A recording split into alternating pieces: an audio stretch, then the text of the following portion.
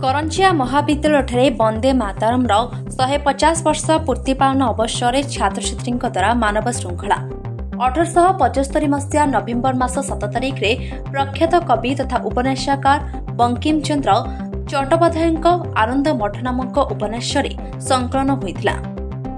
तेबे आज दिन में उक्त वंदे मातरम राष्ट्रीय गानर 150 वर्ष पूर्ति अवसर में समस्त शिक्षानुष्ठान गुड़िकरे यहां पालन करा जायछि। ए परिप्रेक्षी में मयूरभंज जिला करंजिया स्वयं शासित महाविद्यालय अध्यक्ष श्रीजुक्त मनोज कुमार साहू अध्यक्षतार एक कार्यक्रम आयोजन करा जायथिला। कार्यक्रम में मुख्य अतिथि रूपे अवसर प्राप्त नौसेना अधिकारी श्री सौरभ कुमार दास, अन्यतम अतिथि भाव वरिष्ठ अध्यापक श्री सुभाष चंद्र जेना, अध्यापक डॉक्टर कुनिल बेहेरा जोगदे वंदे मातरम संपर्क में निज वक्तव्य रखिथिले।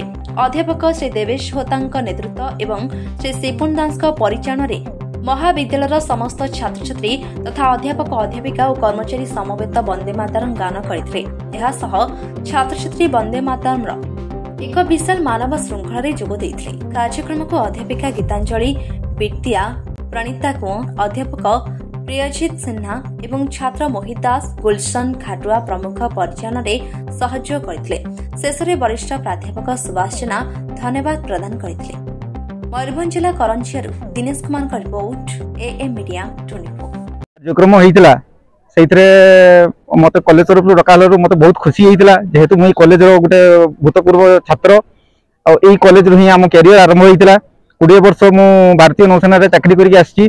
आज हमर करंजिया कॉलेज प्रिंसिपल साहेब भी संगे अछंती, तांको संगे मु कथा होइतिली। मते ई जगह को आछि कि आ एई उत्सव रे खास करी मते योगदान करला परे मते बहुत खुशी लागिला आ मते बहुत गौरव भी मु अनुभूत करूची जे जाहु एते वर्ष परे मो कॉलेज मते खोजिला। मते आजिर दिवसटी समस्त भारतीय मानक पई गोटे गर्व आ गौरवर दिवस बोली मु मने करूची।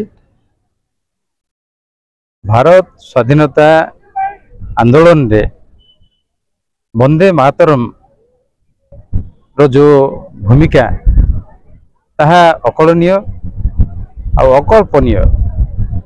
वर्तमान भी आमे वंदे मातरम को सम्मान जणाई सबु क्षेत्र रे उपयोग करि आछे, जहाँकि 150 वर्ष पूर्व बंकिम चंद्र चटर्जी द्वारा ताको सृष्टि करा जाइतिला, संकलन करा जाइतिला। तेणु बहु भारतीय स्वाधीनता संग्रामी सेमानकर बलिदान आज आमे तार जो स्वाधीनतार सफलता ताको उपलब्धि करुचे।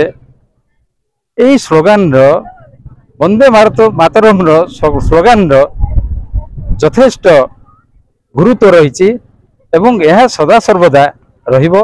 तेणु यही अवसर रे मु आम महाविद्यालय कर्मचारी एवं छात्र छात्री तथा आमर भारतीय समस्त भारतीय मानकु मोर गोटे अनुरोध एवं यही दिवसटी को आमे सुचारू रूपे पालन करिबा एवं यार जो सफलता नहीं कि आलोचना करिबा एवं आम भितर गोटे स्वदेशी एवं भारतीयतर ये जागृत करने पाई प्रचेष्टा जारी रखिबा।